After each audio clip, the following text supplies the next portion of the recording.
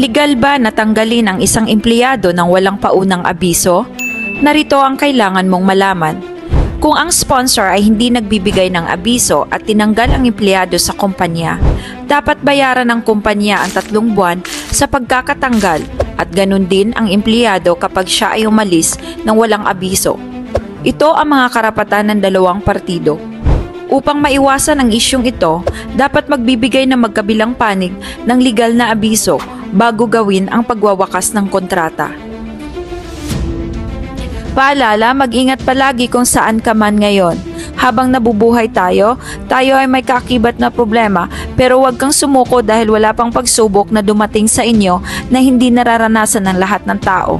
Tapat ang Diyos at hindi niya ipapahintulot na kayo'y subukin na higit sa inyong makakaya.